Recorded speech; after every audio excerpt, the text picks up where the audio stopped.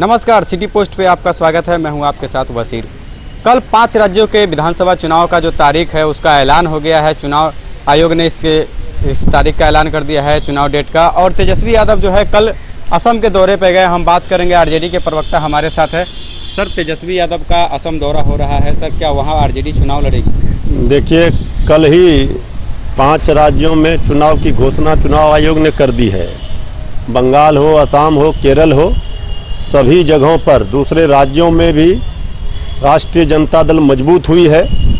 और तेजस्वी यादव जी की लोकप्रियता सिर्फ बिहार तक ही नहीं, अब राष्ट्रीय स्तर पर देश के अन्य राज्यों में भी बढ़ती जा रही है। तो जो तेजस्वी यादव जी का संकल्प है कि भाजपा हटाओ देश बचाओ, इसी रणनीति के तहत दूसरे राज्यों में भी कैसे बीजेपी को रोका जाए, इसके लिए तेजस्वी यादव जी निकल पड़े हैं। आज असम में सभा है उनका, कल बंगाल में होगा। ये चारों ओर तेजस्वी यादव जी का भारी डिमांड है। और इस जो केंद्र की सरकार है, देश की जनता त्रस्त है। चाहे नौजवान हो, चाहे किसान हो, चाहे मजदूर हो, चाहे गरीब हो, देश को मुक्ति चाहिए।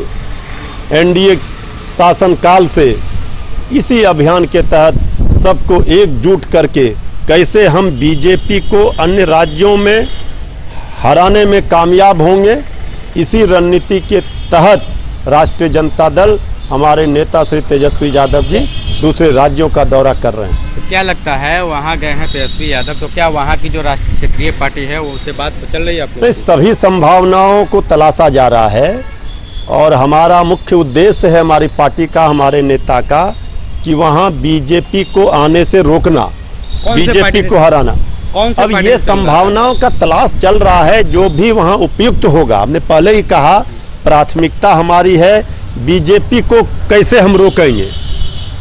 तो उसी के तहत जो भी रणनीति बनेगी उसी के तहत बनेगी और ये कामयाबी मिलेगा।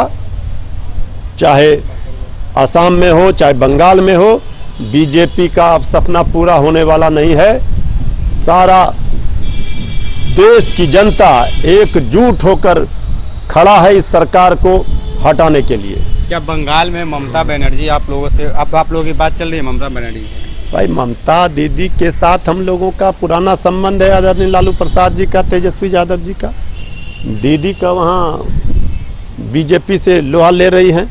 हम लोग सभी विपक्षी पार्टियां जो बीजेपी के विचारधारा के खिलाफ हैं, वो कैसे मजबूत हो, एकजुट हो, हमारे वोटों का बिखराव ना हो, इसका फायदा बीजेपी को ना मिल जाए, इन सारी चीज़ों को देखा जा रहा है। इसी के तहत इसी पर रणनीति बनाई जा रही है। बंगाल में 8 चरण में चुनाव होने हैं, तो क्या लगता है कि इतना चरण किस लिए किया गया है? क्या लगता है कि ये चुनाव क्या संकेत है? देखिए, ये चुनाव आयोग तो केंद्र सरकार जिस तरह से सभी एजेंसियों का दुरुपयोग करती है, बीजेपी अपने फायदे के लिए करती है सरकार में रहते हुए, इसके कई उदाहरण हैं।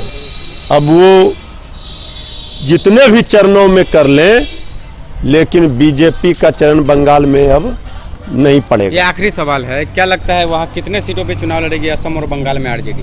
अभी तक इस पर हमारा नेतृत्व पार्टी का फैसला लेगा, लेकिन सभी संभावनाओं को तलाशा जा रहा है। चुनाव पार्टी लड़ेगी, कितने सीटों पर लड़ेगी, किसके साथ लड़ेगी, किसका समर्थन करेगी, ये सारी बातों का खुलासा कुछ दिनों में हो जाएगा।